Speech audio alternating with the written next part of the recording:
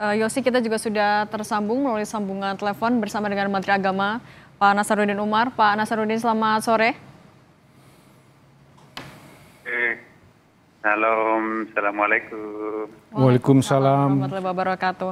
Pak Nasaruddin, apa yang bisa Anda sampaikan juga kepada umat Katolik di Indonesia setelah mendengar kabar duka ini? Saya sangat kaget karena tadi pagi ini barusan saya dapat utusan dari beliau mengundang saya untuk ada acara pertemuan dengan Vatikan ya, beliau paus di bulan September akan datang tadi pagi ya, sama Mrs. Gregoria ya, dari Itali langsung. Jadi jam 9 tadi pagi ya. Dan saya katakan mudah-mudahan saya masih bisa berjumpa lagi nanti di Vatikan pada bulan itu karena beliau kan sakit-sakitan. Lalu iya mudah-mudahan, tapi sekarang sudah mulai bagus karena sudah keluar dari rumah sakit. Nah betapa kagetnya saya, suratnya masih ada di kantong saya. Beliau mengundang saya dalam acara di Vatikan itu. Nah mendengarkan kabar ini tentu saja saya sangat kaget ya kan. Kenapa? Karena banyak sekali kenangan yang saya tidak bisa lupakan ya. Terutama perjumpaan saya dengan di Istiqlal itu. Dan menjadi foto saya itu menjadi photo of the year di tahun 2024 ya. Nah, poin yang pertama saya ingin kesankan kepada para pemirsa, sosok figur kedalaman cintanya beliau ya, ketulusan cintanya itu kepada umat bangsa Indonesia walaupun beda agama, tetapi saya merasakan ketulusan dari genggaman tangan beliau ketika jabat tangan. Itu bukan sekedar jabat tangan, tapi dia pegang erat tangan saya kan, pegang sampai nggak mau lepas. Saya juga pegang erat. Nah itu bagi saya itu simbol ada stressing di situ, penekanan di situ. Nah kemudian masuk di terowongan Istiqlal itu ya, sampai di liftnya kita belum turun. Saya jelaskan bahwa ini terowongan ini dari arah Masjid Istiqlal itu ada sayup-sayup kedengaran bunyi beduk. Tapi dari arah katedral itu ada sayup-sayup kedengaran bunyi lonceng. Tapi di tengah perjumpaan itu nanti ada persaut-sautan antara bunyi beduk dengan bunyi lonceng. Jadi sangat indah dengan lagu-lagu instrumentalianya itu ya. Ada AC-nya, kemudian juga bisa dipakai untuk ruang pertemuan. Kami sering gunakan untuk interfaith meeting. Dia sangat appreciate. Saya pakai bahasa Inggris tapi kurang direspon. Akhirnya saya diberitahu oleh penerjemah, Pak itu pernah lama tinggal di Timur Tengah, di Suriah atau Sudan ya, saya lupa ya. Nah begitu saya bahasa Arab, direspon. Jadi ternyata beliau bahasa Arabnya lebih bisa daripada bahasa Inggrisnya. Bahasa Inggris saya nggak direspon. Tapi bahasa Arab saya direspon. Jadi saya bercakap bahasa Arab, akhirnya translatornya itu mengatakan kalau begitu saya nggak usah terjemahkan Pak. Ya udah nggak usah. Dia ternyata paham bahasa Arab.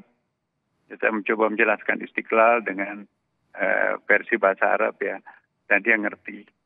Kemudian juga yang kedua sangat terkesan ya, senyumnya itu masih kebayang-bayang di wajah saya itu ya. Ketika kita mendeklarasikan poin-poin persepakatan Istiqlal katedral itu ya, dan itu luar biasa. Itu dijadikan tema konferensi di Uzbekistan, di Amerika dan juga di Bali dan beberapa tempat yang lain. Saya ke Mesir juga, saya berfoto dengan pimpinan Al-Azhar. Oh, masa cuma pos bisa berfoto dengan Anda? Kami juga punya, akhirnya satu persatu Syekh di situ berfoto dengan saya karena istilahnya masa cuma pos berfoto, kita juga boleh berfoto dengan imam besar.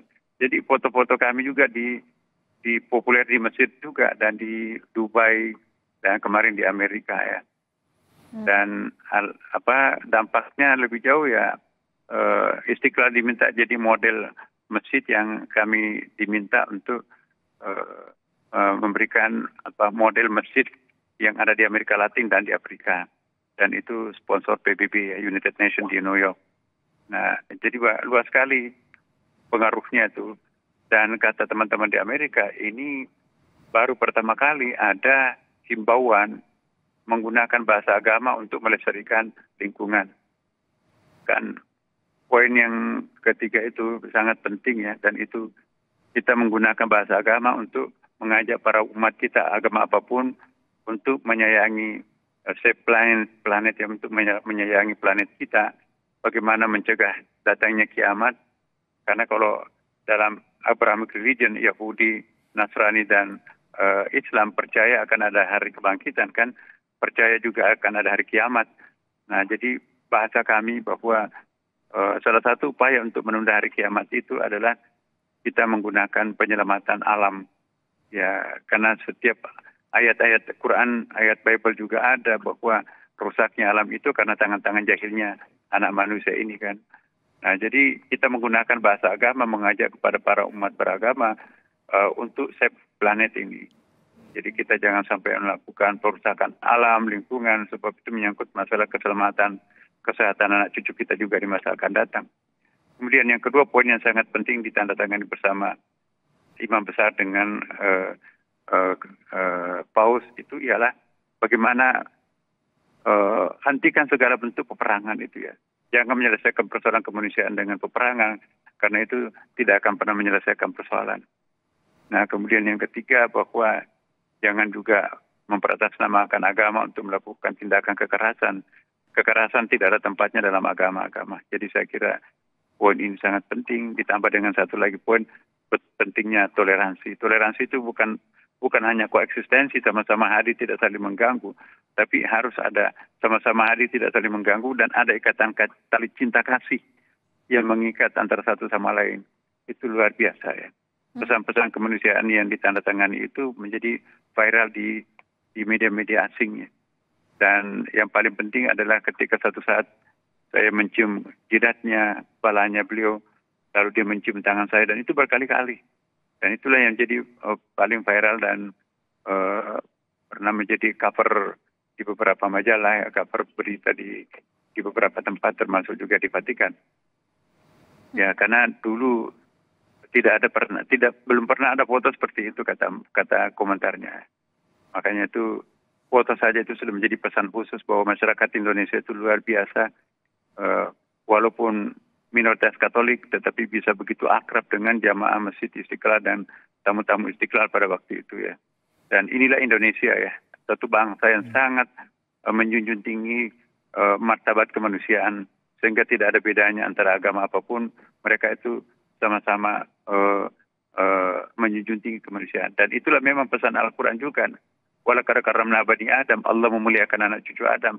Agama apapun agamanya, etnik apapun, warga negara apapun, jenis kelamin apapun, pokoknya wajib dimuliakan anak manusia itu, anak cucu Adam itu, ya kan.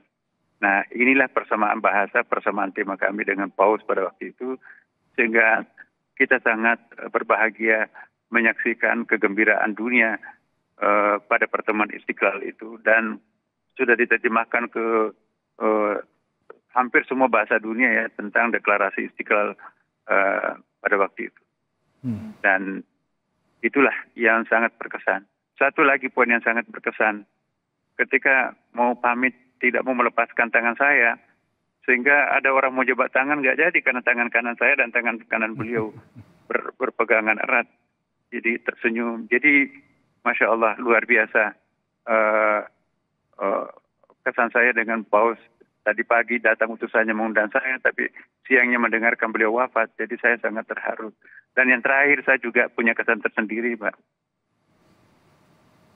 Ketika beliau masuk rumah sakit, hari yang sama juga saya masuk rumah sakit. Jadi kaki saya tergelincir, patah di operasi. Dan ketika membuka TV, Paus masuk rumah sakit juga di sana loh. Kok kenapa bisa bersamaan harinya masuk rumah sakit ini? Nah, jadi itu kesan saya, nggak tahu apa maknanya ini semua. Ya. Pak Nasaruddin, kan perdamaian ini jadi salah satu pesan yang terakhir disampaikan juga oleh Paus ketika Paskah kemarin. Tapi dari banyaknya nilai-nilai yang bisa kita pelajari, banyaknya pesan yang sudah pernah ia sampaikan juga. Kalau secara personal, Pak Nasaruddin, kesan yang paling kuat, yang paling Anda ingat selama mengenal, bertemu langsung, berkomunikasi langsung dengan Paus, seperti apa, Pak? Pelajaran berharga saya adalah ternyata kesederhanaan itulah yang melahirkan sesuatu yang besar.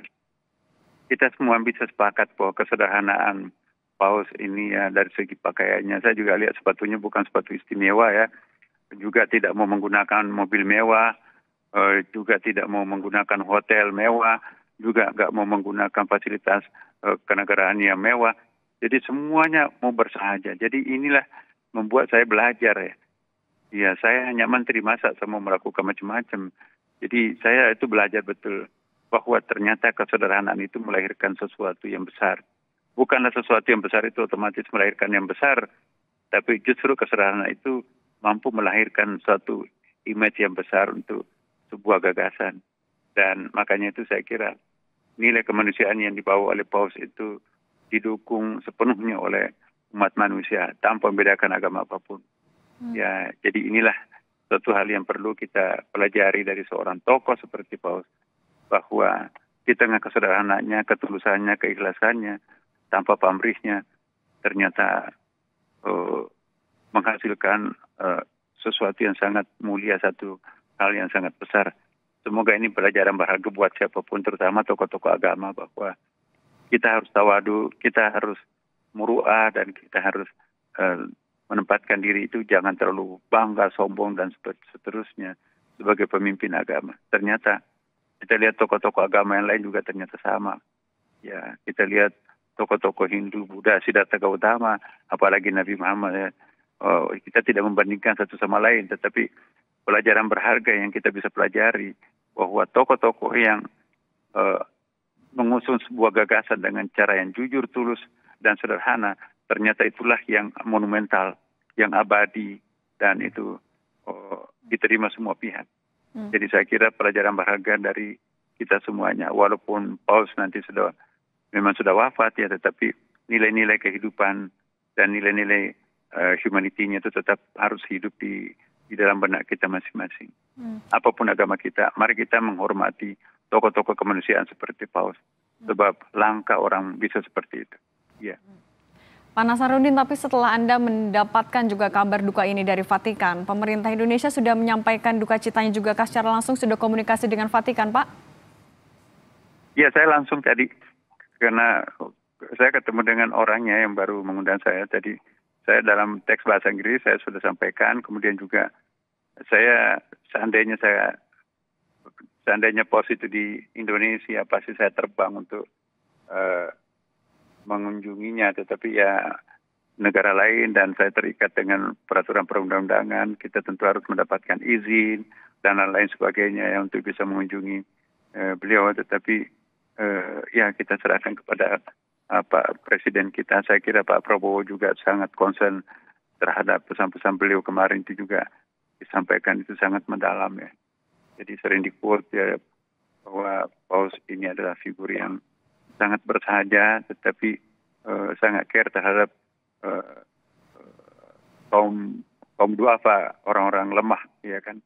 Dan Pak Prabowo juga kan sama kan. Kita lihat bagaimana care-nya beliau terhadap orang-orang miskin, sehingga membuat berbagai macam kebijakan sekolah rakyat, kemudian juga pemberian gizi makanan bergizi kepada anak-anak terutama yang fakir miskin. Itu ada persamaan humanity-nya sangat dalam antara kepala negara kita dengan Paus ya. Dan saya kira nilai-nilai baik dari orang, siapapun orangnya, mari kita terbuka memberikan apresiasi ya. Setiap orang punya kelemahan, tetapi jangan mengingkari kelebihan setiap orang. Tapi Pak Nasaruddin juga ada rencana akan ke Vatikan dalam waktu dekat? Iya, undangan saya itu bulan September, Mbak, tapi masih jauh. Maka itu saya nggak tahu nanti ini, karena waktu wafatnya Paus Johannes Paulus, saya juga diundang khusus. Jadi waktu meninggal Paus itu saya juga ikuti upacaranya, dihadiri 2 jutaan orang pada waktu itu ya. Saya juga hadir bersama Gus Dur ya, waktu itu. Ya, saya nggak tahu nanti ini, pokoknya karena kita sudah menjadi pejabat publik ya, kita tergantung pimpinan ya, apa petunjuknya dari beliau. Tapi saya sangat yakin bahwa Indonesia itu pasti merasa kehilangan sosok figur teladan kemanusiaan. Ya. Sebelum berita duka hari ini dan juga mungkin setelah September lalu Pak bertemu di Istiqlal, di terowongan silaturahmi, komunikasi yang juga dilakukan untuk tetap membawa pesan perdamaian itu rutin juga dilakukan antara Indonesia dengan Paus Fransiskus? Iya, kami atas dasar kunjungan itu, saya diundang di beberapa negara ya, mungkin hampir 10 negara yang mendiskusikan tentang deklarasi Istiqlal itu. Karena itu dianggap sangat unik ya, karena ada himbauan menggunakan bahasa agama untuk melestarikan lingkungan. Selama ini kan hanya bahasa politik yang digunakan kan, bahasa birokrasi.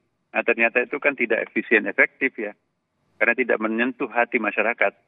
Dengan deklarasi Istiqlal menghimbau dengan menggunakan bahasa agama kepada umat yang beragama, apapun agamanya, mari kita melestarikan lingkungan, mari kita merawat planet ini demi untuk anak cucu kita yang akan datang. Itu kan message. Dan apalagi sekarang kan musim perang di beberapa tempat ya. Di situ pernyataan kami berdua bahwa kekerasan tidak akan pernah menyelesaikan persoalan. Dan jangan atas nama agama kita menghalalkan kekerasan.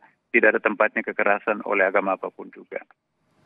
Ya, menemukan keberanian untuk melanjutkan dialog tanggung jawab bersama untuk menyelesaikan kekerasan di berbagai belahan dunia itu juga jadi pesan Paus.